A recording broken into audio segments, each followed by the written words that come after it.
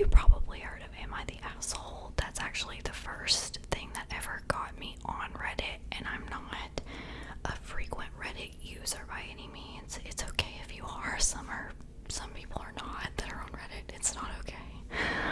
But when I am on Reddit, I frequent Am I the Asshole just when I'm bored. It's basically a forum where people tell stories. They usually change their name, and they've handled a situation. They're handling a situation, and usually they're like, am I the asshole or not? I need an outsider's opinion. And I'm very nosy, and if you're nosy like me, you should definitely go over there. So tonight, I'm going to be reading you some Am I the Assholes, and we're going to decide together if the person is the asshole. So, let's get started. Okay, I'm gonna start by saying I have not read any of these beforehand, so this will be my genuine reaction. And this is really gonna test my reading comprehension skills, because sometimes, at least in my opinion, these stories are a little bit hard to follow, and I'm picking them based on how interesting the title sounds. This one is so funny to me because why is this person already eating their stepmom up, like in the first line? So it says, am I the asshole for telling my stepmother she's not second best / a consolation prize because she's not in the running? You didn't have to do her like that. Maybe you did, we'll see. My dad and my stepmother got married when I was 9 and I'm 17 now. They have 3 kids together. My mom died when I was 8, but my parents were already divorced, and I think my dad was already dating my stepmother at that point. Either that or he / they rushed the relationship because they assumed I would need a new mom when mine died. It was a crazy AF time. I'm so sorry to this person.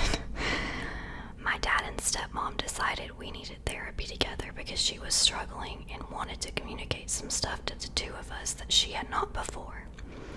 In therapy, she started off talking about how she feels she's second best or a consolation prize with me. She feels like I see her as less than a parent, less than a mother, and it hurts. She talked about marrying my dad, expecting we would be so close, and how she believed a newly motherless child would need someone else to fill in. If she really said that, that's crazy. But the whole time we've known each other, she feels like I do nothing but compare her to mom or dismiss her in favor of mom and leave her in a second place a lot. She said she wanted to be more important to me than that. She wanted to mom. This person cannot write. She wanted to be mom in my eyes is what she tried to say, but that is not what she said. She didn't want to feel like I would gladly toss her aside if my mom came back. I'll say now in therapy, she was called out for that. She was told it was cruel to toss that in my face when I'm old enough to be aware that my mom is never coming back.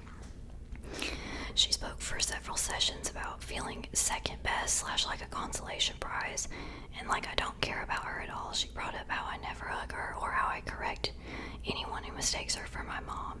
Another thing was the fact I never said I love you to her. She noticed that, and she said many times she waited and waited for me to say it, but it never came. She talked about how every mention of my mom hurts her down to her core because she can hear how much I love my mom. She admitted to hating my mom. Oh my god, this lady's dead. She admitted to hating my mom, wanting to wave a magic wand and have me forget. So that should have her forget. I'm so shook by that last line. Let me start over. She admitted to hating my mom, to wanting to wave a magic wand and have me forget her, so she's not coming in second to her always. There were a lot more things said too. Okay, I already know that this person is not the asshole that's writing this. I was asked to address what she said for several sessions, but I knew it might come across cruel if I did, so I refused to engage. But my dad kept pressing me on the issue, and the counselor was trying to reassure me that I was not to be penalized for speaking up. After a lot of pressuring, and then my stepmom got involved and told me to speak because we needed to work through this, and she needed me to acknowledge her feelings and work on us coming together. I was honest. She's about to spill. I'm excited. I said she was never second best or a consolation prize because she was never in the running. I never saw her as mom. I never considered her to possibly be new or a second mom. I never looked at her in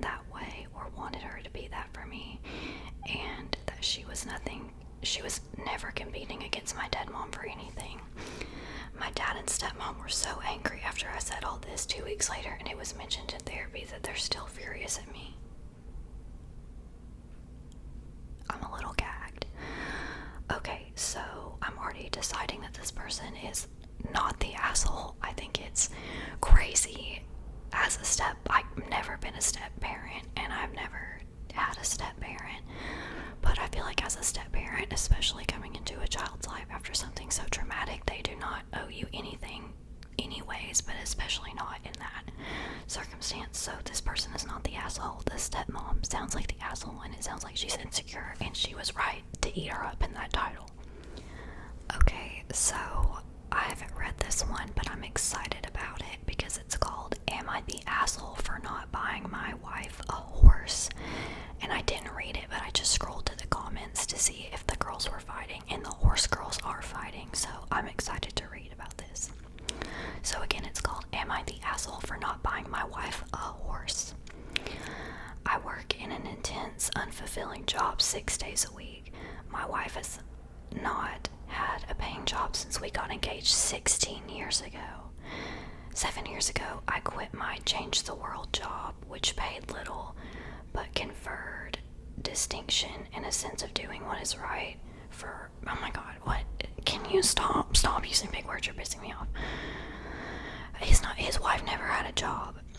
My wife enthusiastically supported, agreed, and urged my job change to the higher paying but awful job. For a while, I held it in, but over time, particularly recently, I've told her that clearly this job is leading me to an early grave. It is awful that the people and the crap I deal with every day. It is immensely stressful and not rewarding in the least, but of course, as the pay rolled in, our standard of living increased, and the amount we spent each month is eye-watering. Last night at a cocktail party with my friends, my wife got drunk and on the way home tearfully told me I just don't understand her, and that what she truly needs to feel fulfilled is a horse. We know many people with horses. After a few questions where she kept replying that this horse or that horse wasn't good enough for her, our discussion developed into shouting. I view this as a simple thing. I want to go back to a job I like someday. I'd like to reduce our spending so I don't need to work until I'm 80. My son wants to visit Madagascar. My point is that people's wants, practical, not wanting to work until they're 80 in an awful job, or impractical, visiting Madagascar are often placed aside. Also, FYI, I don't have any hobbies, so it's not like I'm spending money on cars or something and not telling her, and then telling her she can't. I should add that we live in the suburbs of a big city. We do not have a backyard where a horse can graze. We would need to buy a special breed of horse she demands for tens of thousands of dollars. We would have to pay for feed, veterinary stable insurance. We're talking hundreds of thousands of dollars. Another stone in my backpack. Okay. Basically guaranteeing that I'll never be able to do anything else. I view this as her saying in many terms, well, I want to be fulfilled, but I don't give a shit about your stress and fulfillment. Am I the asshole for not rushing to buy her a horse? No, this girl has got on my nerves. Sorry, I skipped the beginning. This man was just going on and on. Basically, the takeaway is that he got a better high-paying job, but it is making his mental health suffer, and he's gonna have to work until he's 80. But the wife got used to the spending, and so now she wants a fucking horse, and I don't think she should get a horse because she's getting on my nerves. So yeah, he's not the asshole. She seems really unreasonable, and it's crazy that their marriage might crumble over the lack of a horse. But if she really cares about his money, which it seems like that's all she cares about, she's not going anywhere, horse or not. So she just sounds terrible, and he's not the asshole. Okay, I'm gonna be honest, this next one is a little bit short, and I did read half of it before I started laughing, so I had to redo it. There was no saving that, but I see it coming this time, and it's not gonna make me laugh, but I still want to read it. Okay, I believe in myself. Am I the asshole for being uncomfortable with my wife's band posters? I, 31 male, have been married to my wife, 30 female, for 5 years now. I love her so much, and I'm so lucky to be married to her. And but there's just one thing that really bothers me. She's always been a huge fan of a lot of rock bands, particularly emo bands. This by itself doesn't bother me. In fact, I love the music too, and we always go to concerts together all the time. What bothers me is that she has the posters of these bands tacked up everywhere around our house. Our bedroom walls are covered in them, and I mean covered. There is not a single inch of wall space in our bedroom that is not dedicated to her band posters. Everywhere I go, everything I do, there is a horde of eyes on me and emo men following me around. That's what made me laugh. I don't think I can stand another night's sleep feeling like I'm being watched constantly. I don't want to be watched by the members of My Chemical Romance or Taking Back Sunday or 21 Pilots as we make love. Girl, get a grip. Don't write it like that again. I've tried asking her nicely to move some of them, and she gets really offended and mad at me, so I just left it behind, but it's getting hard to handle. Okay, so this one's fun to make fun of a little bit, but I don't think that this guy's the asshole, because as someone who has been living with their partner for like a year, I really like to decorate, and I also really like band posters and things like that, particularly K-pop posters, and I would never expect my partner to be okay with me just hanging whatever I wanted all around the house. I usually buy a lot of things for the house with my partner, and I think a good way to combat this is making sure that you guys each have a space of your own in the house that you live, if that makes sense. So like maybe a way to navigate this is coming to some kind of like agreement where she can have like one space of the house that she can put whatever she wants up, and he can put whatever he wants up somewhere else, if that makes sense. Or I mean, if it really is as dramatic as he says it is, she should take down a few of them. I don't think he's the asshole, and I don't think that's like that unreasonable. I mean, I feel like I like a lot of bands, and I really like band posters, and I do have some band posters in the bedroom where my partner and I sleep, but for the most part I put them somewhere else. Like I put them in my office, but I know that's kind of a privilege that we have, is because we have a house with multiple rooms, so we each decorate our own room. But that was definitely a discussion we had, because when I lived in a dorm, I had posters up everywhere. Well, when we moved into a room together, I just didn't put them up. Even when we had a one bedroom, I would just either put one up somewhere in the house. Like it wasn't always invading his space, because that's the thing about moving in with somebody, is it's really exciting and you really love them, but now you have to like bring together two styles, and I just feel like it's not fair for her to just get to do whatever she wants and get really offended when he asks her to take a few down. Like I definitely don't think he should ask her to take them all down, because that's part of her personality. But maybe he could like put up some posters of his own, or like maybe just not put them in the bathroom. That's a little weird to me, but you do whatever you want. But I definitely think they should come to a common ground, because he lives there too, so it's not fair to not give him some input, you know. So I don't think he's the asshole. I think if she freaks out when he asks her to take them down, I feel like that's really immature, especially if you're 30, girl. Like, we gotta get a grip. You're not gonna marry My Chemical Romance. You've already married this king, so I don't think he's the asshole. So this next one actually is short. It's, am I the asshole for giving my girlfriend a week and 5 days notice about a weekend trip to see my friends? The title kind of explains it. My college friends, all male, planned a very spontaneous Memorial Weekend reunion together out of state. I told my girlfriend I had plans to go the day I learned about this and booked flights. It was a week and 5 days ahead of time, and she is very upset, saying it's ridiculous that I scheduled something without her so late. Am I the asshole for not giving her enough of a heads up about wanting to be away for the weekend? And then it's the DLDR. My girlfriend is upset that I scheduled a weekend away with my old college friends a week and 5 days in advance. I don't think he's the asshole. I mean, I understand it's a little bit, I don't even know if that's short notice. this. I mean, he told her as soon as he found out about it, and it's all his old friends, so I don't think he's the asshole. I don't know, it's just me. Do you think he's the asshole? I don't think he's the asshole. Okay, I scrolled for a minute to get another juicy one, and this one is called, Am I the Asshole If I Don't Attend a Wedding as a +1 because I didn't get my own invite? I, 25 female, am really close with my cousin, 26 male, and over the past 2 years, I've gotten close with the people in his friend group. I've attended a lot of parties they've thrown, including birthday, Christmas, and Halloween, as well as casual hangouts on Friday nights. I've also invited them to my birthday party. I'm in their group chats as well. I feel like I was good friends with all of them, especially the girls. One girl, let's call her Kelly, is engaged to a guy in the group. Let's call him Ken. Okay, so Kelly and Ken are engaged. Kelly and Ken invited me to their engagement party about a year ago, to which I brought a gift and had a grand old time with them and all their friends.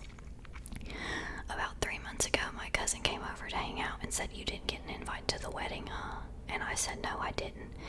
He then told me that Kelly and Ken really want me to come, but I must come as someone's +1, and I had to pick which one of the guys in the group to be my date. This caught me off guard, as I honestly found it tacky. If they want me there, why wouldn't they just send an invite? Also, if you don't have space to host me, which I understand, don't try to set up a complicated workaround to have me there. I just found it distasteful, but I was uncomfortable, so I chose one of his friends. 3 months later, I still haven't been invited to the wedding by that friend, so I figured he had found a date. Didn't really bother me because the whole situation made me feel kind of icky.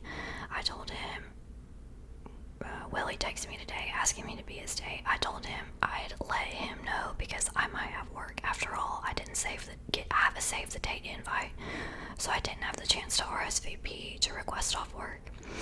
He told me the RSV day is in 2 days. I also found this sort of tacky. Why invite me so last minute? He said that Kelly and Kendall told him they really want me there. I thought we were all close enough friends that I was just gonna get an invite. After all, I was invited to the engagement party, to Kelly's birthday, to Ken's birthday, and they all came to my birthday as well. I honestly thought we were good friends, but I'm thinking we aren't as good friends as I thought, or even friends at all. This whole no invitation situation and +1 situation makes me feel uncomfortable. Would I be the asshole if I don't attend the wedding because I'm uncomfortable with that? Or am I being overly sensitive? I'd appreciate advice from an outside perspective. This person is not the asshole. I don't understand why Kelly and Ken want them there so bad, but not enough to make them an invite. That just doesn't make sense. I don't think this person's the asshole, but let me know what you think. Definitely not the asshole. This is the last one I'm gonna read. It's called, Am I the Asshole for Banning My Friend's Untrained Dog from Our New House? We recently moved from a rented property to our own house. Now we have white carpets everywhere. It's the UK, so carpets are common. And a white sofa. Our cat has white fur, so we had no choice in picking the sofa and carpet color. Our friends have a large, untrained black dog. The last time they visited our rented property, the dog did his business in every corner, did number 2 in the middle of the room, and trolled all over our sofa. He also terrorizes our cat every time they meet. Like many pet owners, our friends believe that their dog is an angel. But this is our own house, and we have paid a lot for the sofa and carpets. We also don't want our cat being scared in his own home. I should mention they always take their dog everywhere with them, and that they are very close, our very close friends. We asked them to come to the housewarming party without their dog. Their parents live nearby, so leaving the dog for a day shouldn't be too much of a hassle. They are now mad at us for being heartless, and it seems that they don't want to continue our friendship. And am I the asshole for picking furniture and my cat over friendship? No, you're not. That's actually crazy. I mean, I don't have a dog. I have 2 cats, so I already have animals that I can't really take anywhere with me. Maybe my kitten, but for the most part, I don't really take my animals anywhere. I feel like as a pet owner, I understand it could be hard to leave your animal at home, but I feel like that's a part of not having them have like such an anxious attachment to you, because realistically you cannot be home 24/7, and there's no way when you go to the store or you go